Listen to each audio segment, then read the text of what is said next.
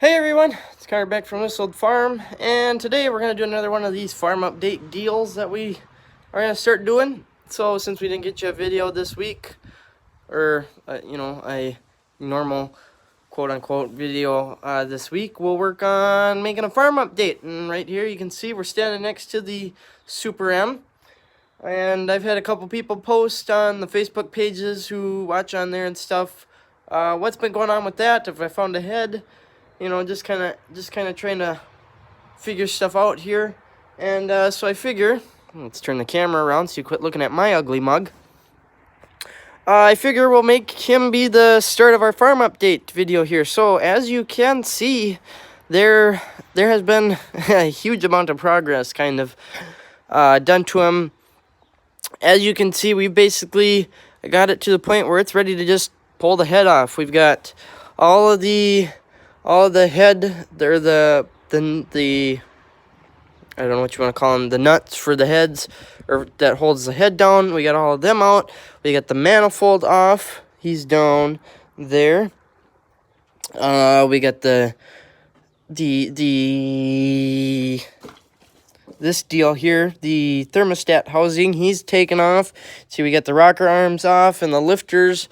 Or not the lifters, my bad. The push rods are way the heck over there. We got, of course, the alternator and all of that over there. So he's pretty much, oh, and we put a different fan on here because the other one, if it was here right now, I would show you one of these blades. Actually, one day when I was driving the Super M down the road before all this started, one of these blades actually flew off of the fan, and so we welded on a car one, but I just wanted to get one that would is actually right and would be technically balanced, so that we don't take out our new or aftermarket water pump, or I shouldn't say aftermarket, but new water pump here. So that's where the Super M's looking right now. No, I have not found a head. No, I have not really started looking for a head. I haven't called around or anything. I've been so busy with work and stuff that I haven't gotten around to that. I've actually just been able to start getting out to the farm again. This is the second time I've been able to get out here since starting work. That's on a weekday, anyways. But that's kind of where we're at with the Super M right now. Cushing, the wide front H. I don't know if we ever gave you an update on him. I don't think we ever did show you. As you can see, he's got his seat off, and I put it on Mo here. He had that some sort of joyride. I can't think of what the actual name is of it now. But he had a joyride seat on him, and man, was that thing ever uncomfortable. That was the most uncomfortable seat I've ever sat on.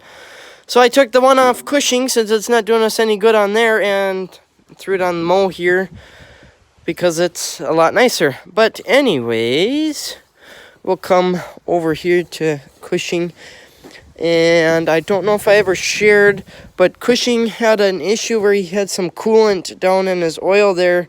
I did an oil change on him a while back along with Mo, and he had some coolant in the oil, so we're not too sure what that is. We're gonna run it a little bit more just to find out if it does it again. But my next, the other issue, or the kind of current issue that's making them not be usable is, as you can see, there's no tube going from the governor to the carburetor, and the reason for that is I tried on the carburetor side here. There's that little notch or the little tab that goes into the notch on the carburetor there. You can see right there. And what would happen is, if for some reason, every time I tried road gear, and it probably could have happened in other gears too, I'm pretty darn sure that it's that tab that goes into the carburetor would somehow pull out of the carb, the notch on there, and it would just go wide open as fast as it possibly could go. And so I tried to weld onto the tab. Well, what happened is the welder that I was trying to use a stick welder instead of a wire feed, and the welder pretty much melted the tab off of the off of the tube. And so we tried using a wire feed to weld a whole new tab on, or just weld more on, and it just kept breaking off every time we tried to grind it or file it down to the correct size. So what I'm gonna have to do is I'm just gonna have to find a whole new tube there that goes from the side, from the governor housing here, whatever you want to call this piece, to the carburetor.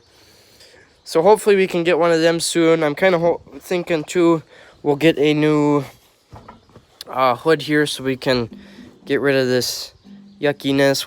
We'll finish doing up our alternator conversion once I get the money to buy one, which we will here in the near future. Since I'm starting to work, so paychecks should start rolling in.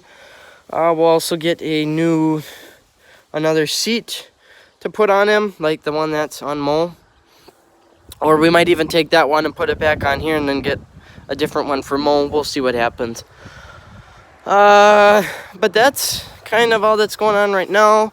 If we walk way over here. Oh, I did try. We have a sickle cutter here. I don't think you guys have ever seen this. We had a little international sickle cutter. We also have a John Deere one. It's a number 8, the John Deere is. And I was trying to get this working. The current issue I'm having is down here on this end. I think my blades must be dull or something is wrong, and it keeps plugging up down in this area and it won't cut then. So I'm gonna have to do something about this side. This side, for some reason, cuts fine, but this side doesn't. So that's going to be a project. The number 8, I would use the number 8, but the problem with that is there's a plate adapter that attaches. Well, let's go show you. John Deere has kind of a funny setup, and basically they've got these low battery warning. They've got these pieces that go on each side that would normally you would bolt onto your John Deere Model A, we'll say, and that'll be. Then there's a couple of clamps on the sickle cutter itself here, which we'll show you right about now. Get around the 316. It's got these clamps here, which would then clamp onto the pieces that come off of the tractor. Have these same little nubs, we'll call them, that would then clamp into this. But they've got a Farmall adapter plate which bolts into the drawbar, and you can see just connects here. And then there's also supposed to be a different, I don't know if you would call this the female end, but this piece that slides out and hooks up to the tractor, there's supposed to be a longer one because this plate is actually currently on backwards. It should be this piece that sticks in currently should be sticking out, and then there's supposed to be a longer piece there that would connect up to the tractor and is meant longer for the plate. Well, the problem is that is the one for a John Deere, or for the John Deere setup, and we don't have the one that would be for a Farmall setup. So obviously the plate is not set right. I did have this hooked up to the H once, and what happened was these right here would hit on the drawbar, but you could still use it. It's just the problem was if the cutter was going down like this, it would hit on the drawbar, and I was kind of worried that it might bend it or something. That's kind of why I was trying to get the international to work. But if I can try finding a PTO shaft that is the Farmall style, we could use this one. But we've started making hay. Obviously, you saw we planted corn. We got to still put the corn planter back. But we've been making lots and lots and lots of hay. This is actually one of 4 wagon loads we did, or that we made. Our round baler, the reason why we started making so much squares is because our round baler, the wheel bearing went bad on it. So we had our only other viable option was squares, or is squares still currently, because the wheel bearing's still bad. And our spare, we have a Gale bale. That spare baler is got pretty much all the belts are junk on that. So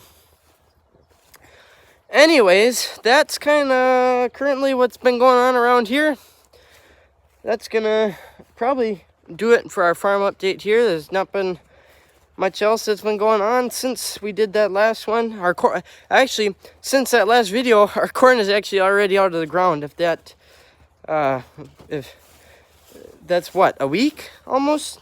It'll be a week on tomorrow. Tomorrow should be a week since we planted. So it's already out of the ground.